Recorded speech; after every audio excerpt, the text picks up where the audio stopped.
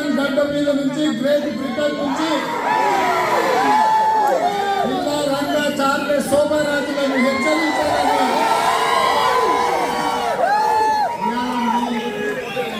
ఈ ముందు నుంచి ఈ వేదిక నుంచి కొన్ని రాజకీయపరమైన అంశాలు పరిపాలనాపరమైన విధానాలను ఇక్కడ నుంచి మాట్లాడవలసింది.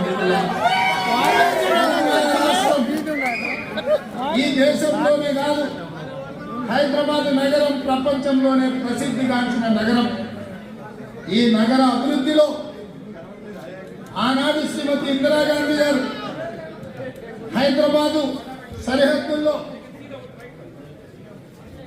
BHCL, BDL, dynamic limited, IDPL ఇట్లాంటి ఎన్నో సంస్థల్ని మెలుకొని అక్కడ నెలకొల్పడం వల్ల అంతర్జాతీయ స్థాయిలో హైదరాబాద్ నగరానికి గుర్తింపు వచ్చింది. ఆ తర్వాత మన దేశానికి కంప్యూటర్ను పరిచయం చేసిన రాజీవ్ గాంధీ, ఆ తర్వాత సంక్షేమానికి ఆరాధ్య దైవమైన నందమూరి తారక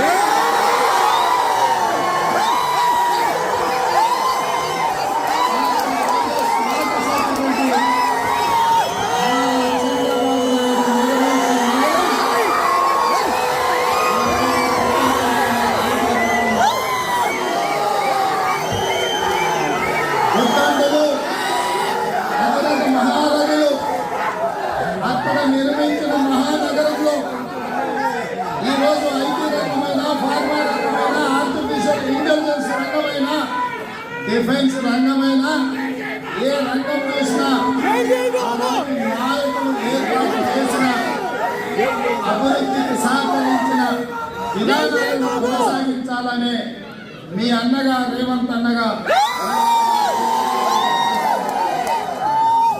మంచి ఎవరు చేసిన మంచి పనులకు ఎవరు పునాది రాయి వేసిన వాటిని పాటించడానికి, వాటిని కొనసాగించడానికి నాకు కానీ, మా ప్రభుత్వానికి కానీ, కాంగ్రెస్ పార్టీకి కానీ ఎలాంటి బేసిజాలు లేవు.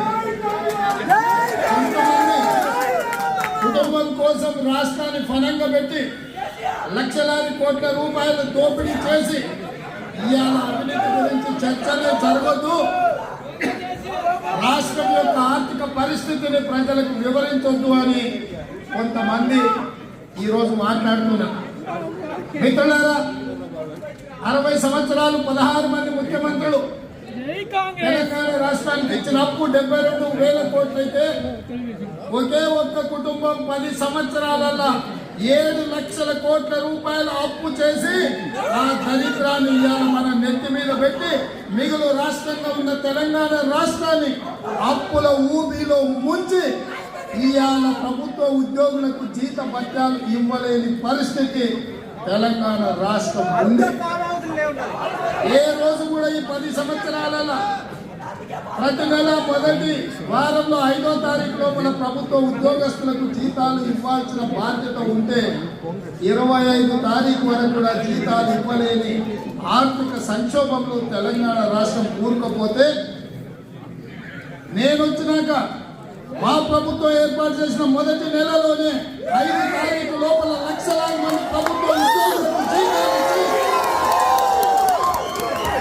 ఈ రాష్ట్రాన్ని ఆర్థిక సంక్షోభం నుంచి అభివృద్ధి పదం వైపు నడిపిస్తాము అని చెప్పి ఆ లక్ష్యంతోనే ముందుకు వచ్చినాం. ఆ దిశగా ఈరోజు మా ప్రభుత్వం ప్రయాణం చేస్తుంది. ఎన్నికలలో ఇచ్చిన గ్యారెంటీలు 6 గ్యారెంటీలు ఏవైతే ఉన్నాయో ఆనాడే ప్రజలకు చెప్పినాం.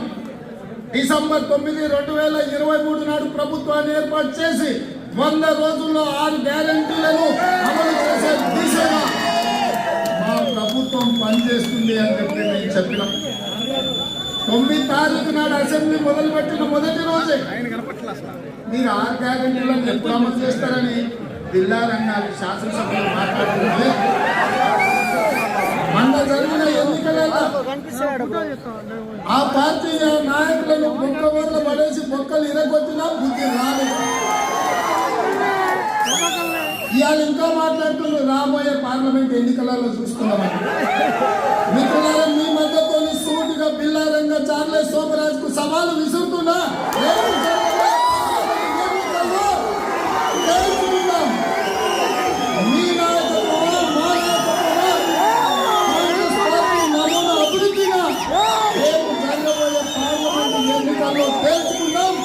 నేను సిద్ధం. 2 రోజుల్లో తెలంగాణ గడ్డ మీద కాలు పెట్ట బిడ్డ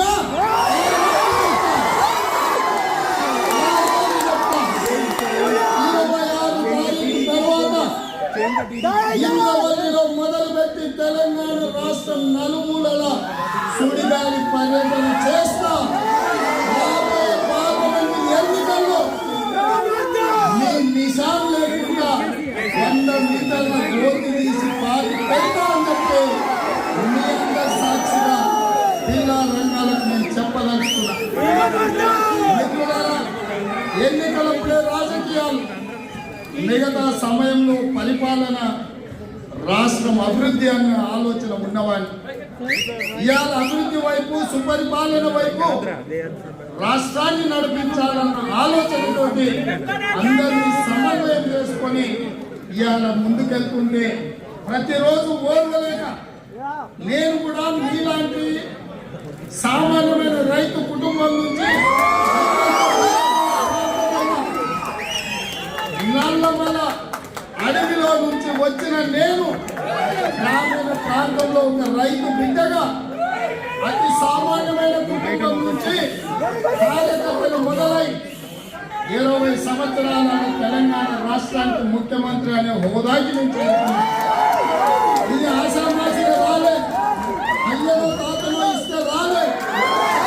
ఈ రాత్రి అయ్యపై తప్పని మంత్రి విదేశీ పర్యటన మీద విలాసవంతమైన జీవితాలు గడపడానికి రాలే. ఇవాళ రాష్ట్ర అభివృద్ధినే ఇవాళ మనసులో పెట్టుకొని రాష్ట్రాన్ని ఇవాళ పక్క రాష్ట్రం కర్ణాటకలో